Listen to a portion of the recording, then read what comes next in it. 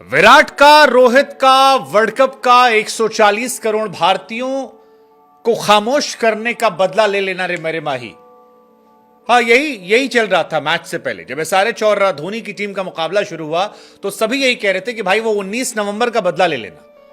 अब ये नहीं पता था हमें कि पैट कमिंस और ट्रेविस हेड जो है वो हमें एक और जख्म देकर चले जाएंगे। इस बार कमिंस ने जबान से कुछ नहीं कहा था। पिछली बार तो कम से कम कहा था कि I want to make the crowd silent. इस बार तो बड़े शराफत से आए थे, कहा कि भाई साहब मैं कहा मेरी क्या हैसियत, I can't out smart MS Dhoni is great. लेकिन जब मैदान पर 35,992 लोगों के सामने खेलने उतरे तो एक्चुअली में धोनी को उन्होंने आउटस्मार्ट कर दिया। और ये आउटस्मार्ट पहले 15 ओवर में तो शायद नहीं था, 13 ओवर तक नहीं था। 13 ओवर में ठीक ठाक मामला चल रहा था। धोनी की टीम जो है 100 के पार जा चुकी थी। लेकिन आखिरी के 7 ओवरों से जो सिलसिला शुरू हुआ उसके बाद धोनी के सारे धुरंधर जो थे वो चारों खाने चित हो गए। एसआरएच के गेंदबाजों ने आखिरी के 7 ओवर में सिर्फ 50 रन दिए, सिर्फ 50 रन, और 3 विकेट ले ली। और जब बल्लेबाजी करने आए तब बताया कि धोनी भाई बैटिंग ऐसे की जाती है पावर प्ले में। 6 ओवर में 78 रन कूट दिए और वहीं से मैच खत्म हो गया। ये जो 7 और 5 12 आखिरी के जो 12 ओवर थे धोनी की टीम के, उसी में मैच खत्म हो गया। एसआरएच ने शुरुआत में 13 ओवर में 115 रन पिटवा दिए थे। लग रहा था कि मैच उसी पिच पर हो रहा है जहां पर 277 बन गया था। लेकिन जब आखिरी में बल्लेबाजी उन्होंने गेंदबाजी शुरू की तो ऐसा लगा कि यार ये हैदराबाद की पिच नहीं, ये तो चेन्नई वाली पिच है। आखिरी के 7 ओवर में सिर्फ 50 रन, और गेंदबाजी में तो वैसे भी आज पथराना भी नहीं थे, मुस्तफिजुर भी नहीं थे, मैच हारना ही था। बहुत ही डिसअपॉइंटिंग फिनिश सीएसके के लिए, और कमिंस की टीम को आज पूरी तारीफ जाएगी। कमिंस की टीम ने इतिहास रचा। उन्होंने 50 रन ठोके 3 ओवर 3 गेंद में, 21 बॉल में 50 रन शुरुआत में। मतलब एसआरएच जो शुरुआत दे रही है उसको सुनकर न जाने मुझे क्यों लगता है कि यार कमिंस जो सोचते हैं वो कैसे पॉसिबल हो जाता है। कहा कि डब्ल्यूटीसी जीतूंगा, जीत गए। कहा कि इंडिया को साइलेंस करा दिया। इस आईपीएल से पहले भी कहा था कि I want to make an aggressive start from SRH. Abhishek और ट्रेविस हेड ने कुछ ज्यादा दिल पे ले लिया। और अब पावर प्ले का स्टार्ट देखिए। केकेआर के सामने 6 ओवर में 65 रन थे। एमआई के सामने 6 ओवर में 81 रन थे। जीटी के सामने थोड़ा कम हुआ था, 56 गया था। लेकिन जब सीएसके आया तो दिल खोल कर बदला लिया और 78 रन कूट दिया। और ये सीएसके के इतिहास के उन कुछ गिने चुने पावर प्ले में था जो जख्म के तौर पर सीएसके के दिल पर है। क्योंकि सीएसके के गेंदबाज जो हैं वो अच्छी गेंदबाजी करते हैं। आखिरी बार जब वो इतने रन कूटे गए थे तब एक बार 2021 में 81 था, एक बार 2023 में एलएसजी के सामने 80 रन था। बाकी कभी इतने रन नहीं कूटे गए और ये थर्ड हाईएस्ट स्कोर था 78 का।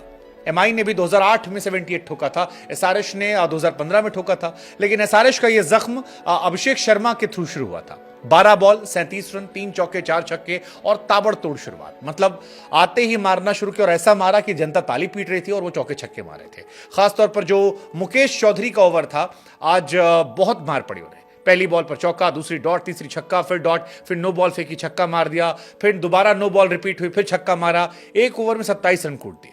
अभिषेक शर्मा युवराज सिंह वाली क्रिकेट बुक से आते हैं और युवराज क्रिकेट बुक से 2 खिलाड़ी ऐसे हैं जिन पर इस आईपीएल में निगाहें रखी है। एक सीनियर युवराज चाहिए तो शिवम दुबे की तरफ देख लीजिए, जूनियर युवराज चाहिए तो अभिषेक की तरफ देख लीजिए। क्योंकि अभिषेक पर तो खुद युवराज ने इन्वेस्टमेंट की है, काफी सिखाया है, पंजाब से आते हैं और अभिषेक इस सीजन में अपना इंपैक्ट छोड़ रहे हैं। 4 मैचेस में अभिषेक ने 40 की एवरेज से 161 रन बनाए हैं। लेकिन जो खास बात गौर करने वाली है वो ये है कि 217 का स्ट्राइक रेट है, 15 छक्के मार चुके हैं, चौके सिर्फ 12 है। ये उनका इंपैक्ट है और हर मैच में वो इंपैक्ट दिखा रहे हैं। छोटी पारी होती है लेकिन इंपैक्टफुल होती है। पहले मैच में 19 बॉल पर 32 रन, सेकंड में 23 बॉल पर 63, फिर एक मैच थोड़ा 19-20 हुआ, 20 बॉल पर 29, लेकिन इसमें 12 पर 37। और ये इंपैक्ट जो है ये उन्हें खास बनाता है। इसी वजह से हैदराबाद जो है एक पावरफुल टीम नजर आती है, अदरवाइज उनका लोअर ऑर्डर काफी कमजोर है। सीएसके भी शिवम दुबे की वजह से काफी मजबूत आती है। शिवम दुबे ने आज 4 छक्के मारे, 24 बॉल में 45 रन, और इस सीजन वो एक बेहतर प्लेयर नजर आ रहे हैं। मैं अपनी वर्ल्ड कप टीम में कम से कम दुबे जी को ले जा रहा हूं। बाकी दुबे जी को आप ले जाते नहीं ले आते वो देखने वाली बात है। लेकिन दुबे जी ने भी इस आईपीएल में इंपैक्ट छोड़ा है। पहले मैच में 28 पे 34, दूसरे में 23 पे 51, फिर एक मैच थोड़ा डाउन गया, इस मैच में भी 24 पर 45। सो दुबे जी का जो इंटरनेशनल एक्सपोजर रहा वो काफी काम आ रहा उनके। जो काम नहीं आ रहा है वो ऋतुराज की बल्लेबाजी है, लगातार फ्लॉप हो रहा है। आरसीबी के सामने 15 पर 15 थे, जीटी के सामने 36 पर 46 थे, डीसी के सामने 2 पर 1 और एसआरएच के सामने ओपनिंग बल्लेबाज के तौर पर 21 पर 26। आई मीन अगर आप ओपनर हैं, कप्तान हैं, तो आपसे बेहतर उम्मीद हम कर सकते हैं। वो था ना मिर्जापुर में कि हम आपसे बेटर उम्मीद किए थे, वही हम लोग भी ऋतुराज से कह रहे हैं कि भाई कप्तानी मिली है तो जडेजा मत बनो।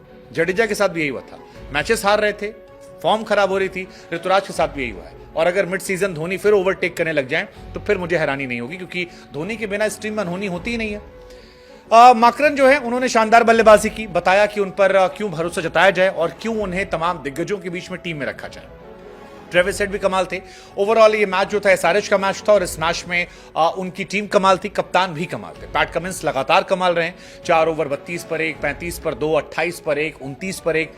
Overall Pat Cummins as a captain, Pat Cummins as a bowler बहुत कमाल रहे। 7.5 की इकॉनमी से रन देते हैं, टीम को कंट्रोल करते हैं और जबरदस्त परफॉर्मेंस देते हैं। आज एक थोड़े होशियारी भी उन्होंने की, जब ऑब्स्ट्रक्टिंग द फील्ड वाले मामले में जडेजा से फैसला वापस लिया।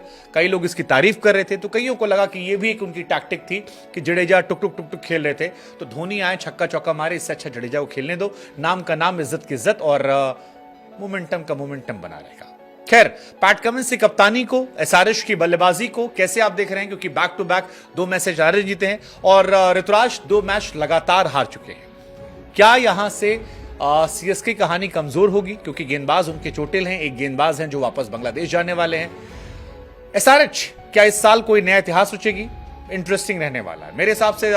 केकेआर और एसआरएच को भी मैं टॉप 4 में देख रहा हूं। हालांकि एसआरएच को अपनी लोअर बैटिंग पे काम करना होगा, सीएसके भी मुझे लगता है अच्छा करेगी। Let's just see.